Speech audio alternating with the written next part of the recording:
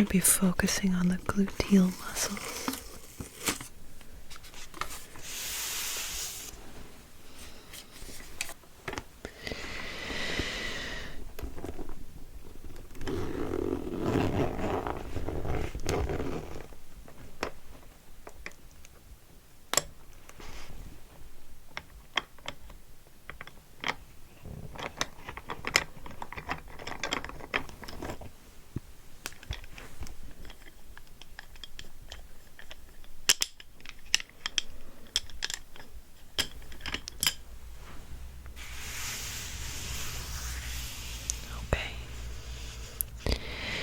So we have the posterior aspect of the hip joint, and you can see here the little bit of the posterior aspect of the thigh. But really our focus today is the hip joint. We have our major hip extensor here, Gluteus maximus. And if we were to take that away, we come over here to the deeper aspect, all of the muscles that lie underneath Gluteus maximus.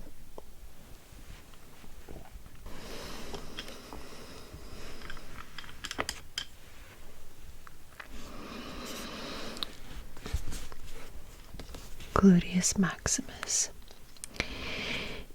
It attaches into the ilium posterior to the posterior gluteal line, the dorsal surface of the sacrum and the coccyx, and the sacrotuberous ligament, which we have a much better view of just here.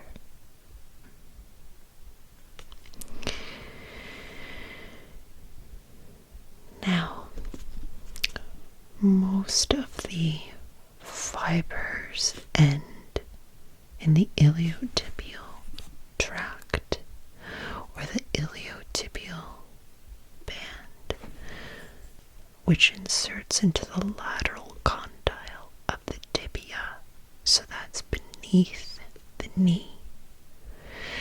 But some of these gluteus maximus fibers insert on the gluteal tuberosity or gluteal tuberosity of the femur.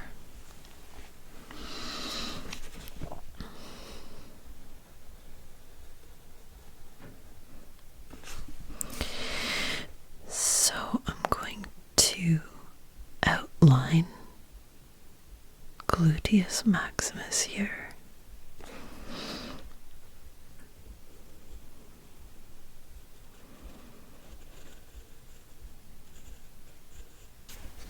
This is our IT band here.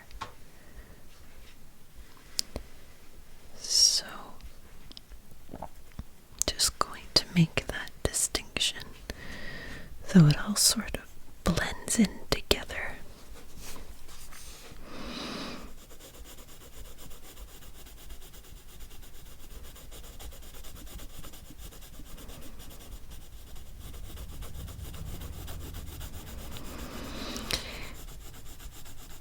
Gluteus maximus is the strongest muscle of the body.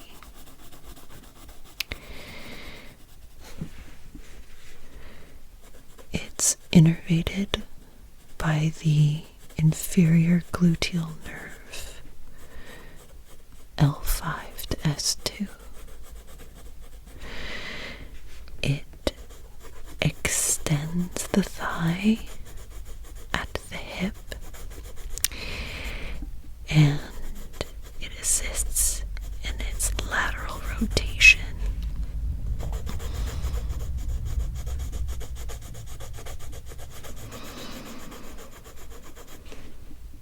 It steadies the thigh and assists in raising the trunk from a flexed position. So, for instance,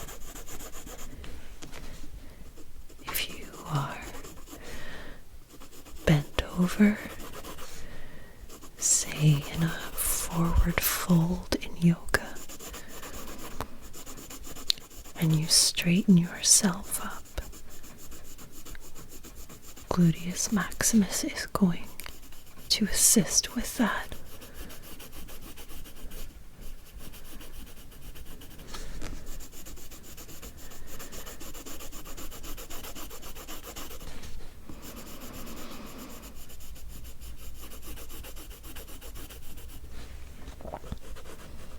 This muscle is really important when you're sitting in a chair and you're standing up.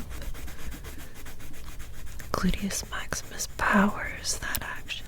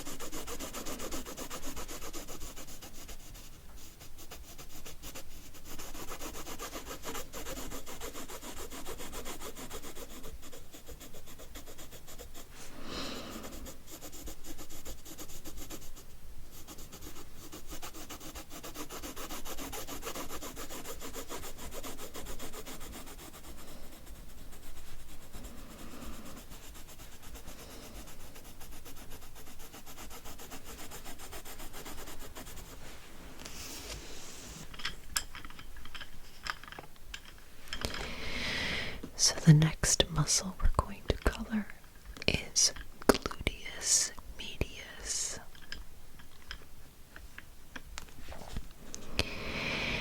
It attaches onto the external surface of the ilium, and it attaches into the anterior surface of the greater trochanter of the femur.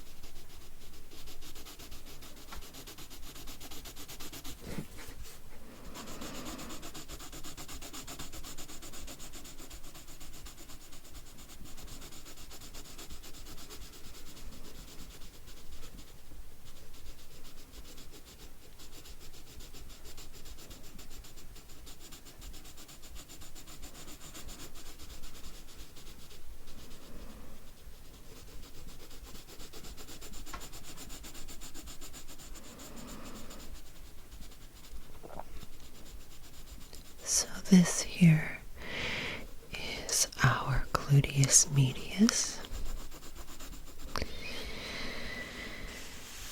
It's innervated by the superior gluteal nerve, which is L4 to S1.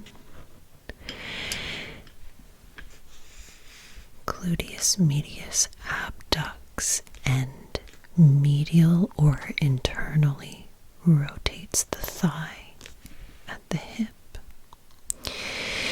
It steadies the pelvis onto the limb when the opposite limb is raised.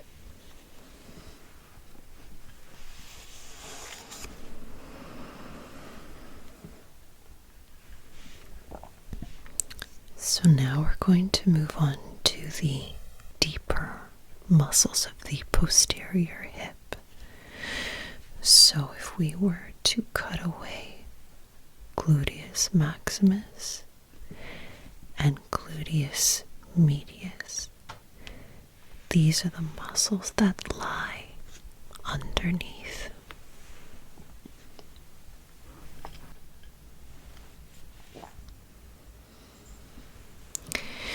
For reference, I'm going to color in gluteus medius the same colors.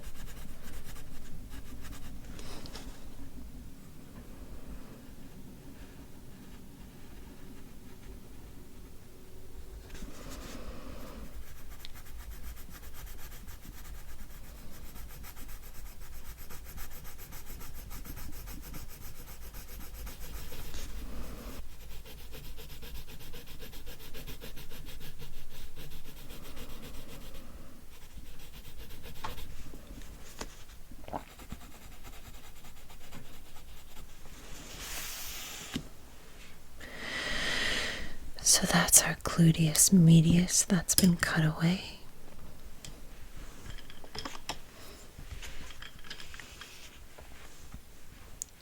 And now our gluteus maximus.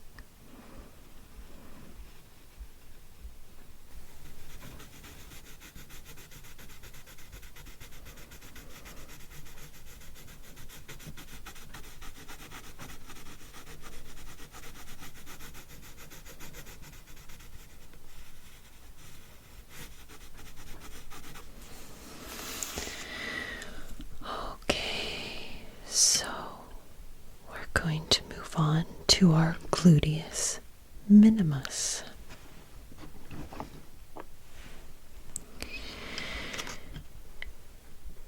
Gluteus minimus attaches from the lateral surface of the ilium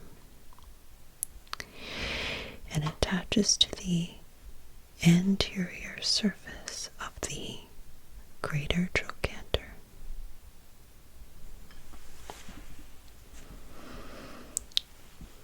It's innervated.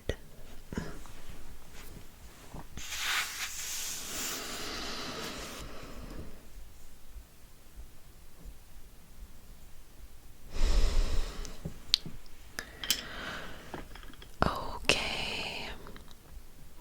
Now I want to make a little correction before I move on. I believe that I said in error that the gluteus medius attaches into the anterior surface of the greater trochanter of the femur. This is incorrect. It actually attaches into the lateral surface of the greater trochanter of the femur. So, gluteus medius attaches to the lateral surface of the greater trochanter, and gluteus minimus attaches into the anterior aspect or surface of the greater trochanter of the femur. So my apologies for the error.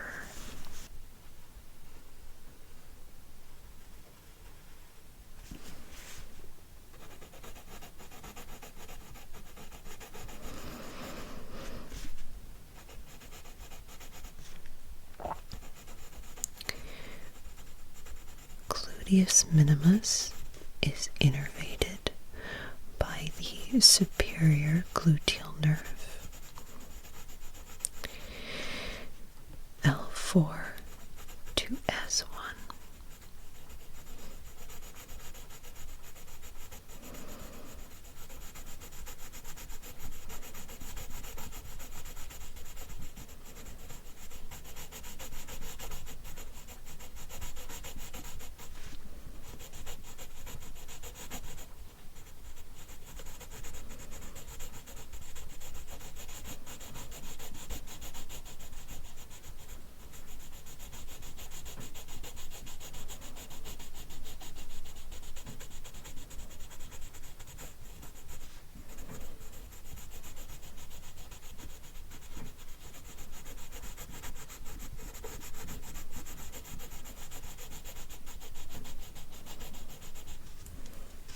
Gluteus minimus abducts and medially rotates the thigh at the hip. It steadies the pelvis on the limb when the opposite limb is raised. It's essentially gluteus medius's little helper.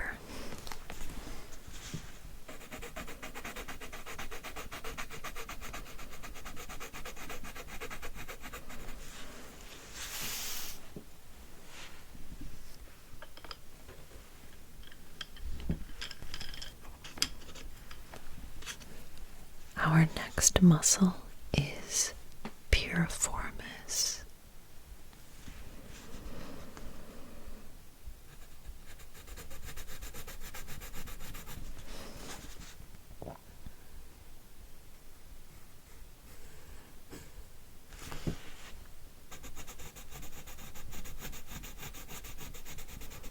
Piriformis attaches on the anterior surface of the sacrum and sacrotuberous ligament. So it'll be behind the sacrum that we see here in this image. And it attaches into the superior border of the, again, greater trochanter. So we have the superior surface for piriformis, the lateral surface for gluteus medius, and the anterior surface for gluteus minimus. Piriformis is innervated by branches of anterior rami L5 to S2. It laterally rotates the extended thigh at the hip and abducts the flexed thigh at the hip. It steadies the femoral or femoral head in the acetabulum.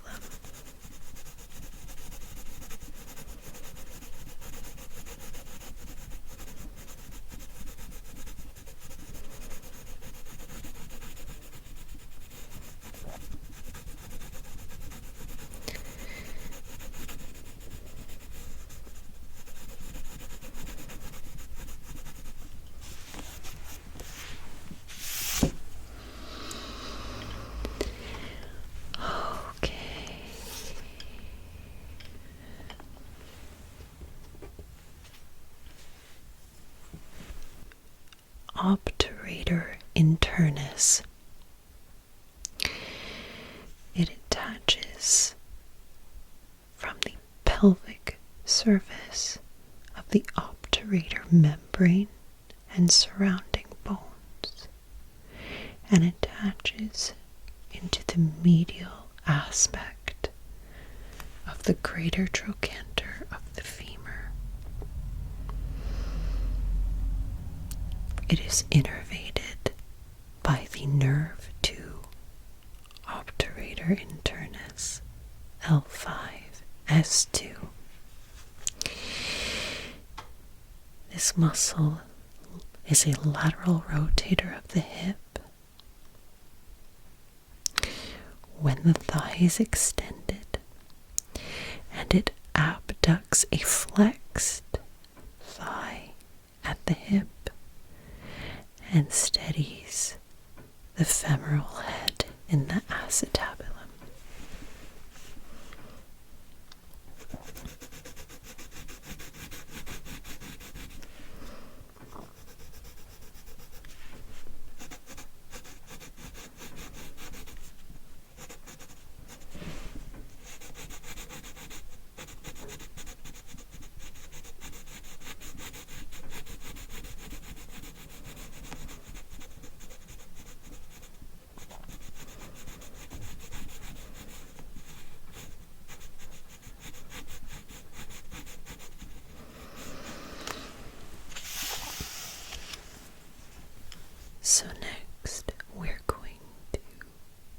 focus on the gemelli, both the superior and inferior.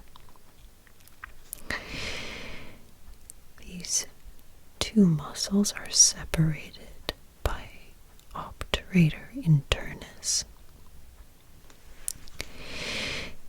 Superior gemellus attaches from the ischial spine, while the inferior gemellus attaches from the ischial tuberosity. Both of them come together to attach to the medial aspect of the greater trochanter of the femur. Superior gemellus is innervated by the same nerve supply as Obturator internus. However, inferior gemellus is the same nerve supply as this muscle here underneath, which is called the Quadratus femoris. So more on that in a moment. The action of these two muscles is the same as Piriformis and the same as Obturator internus. They laterally rotate the extended thigh at the hip and abduct a flexed thigh at the hip and steady the femoral head in the acetabulum.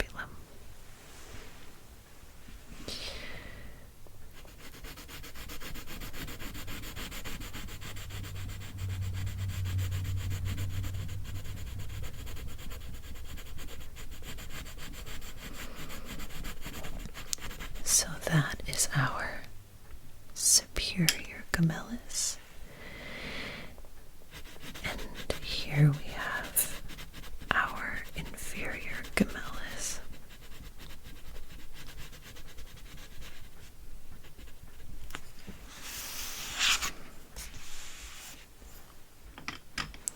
Okay. The last muscle we're going to be focusing on. Before I go any further, I realized I missed a section of Obturator internus, which arises from inside the pelvic cavity.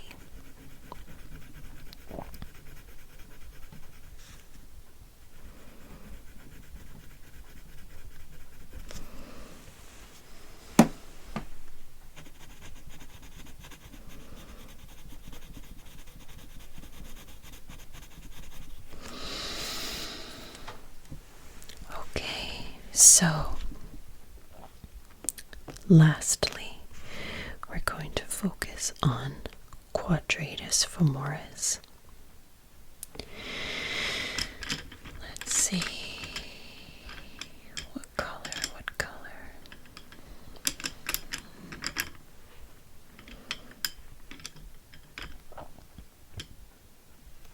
Give it the color yellow. So, it attaches from the lateral border of the ischial tuberosity and attaches into the quadrate tubercle on the intertrochanteric crest of the femur. You can see there. It's innervated by the nerve to Quadratus femoris L4S1, remembering that inferior gemellus is also innervated by that nerve. Quadratus femoris laterally rotates the thigh at the hip.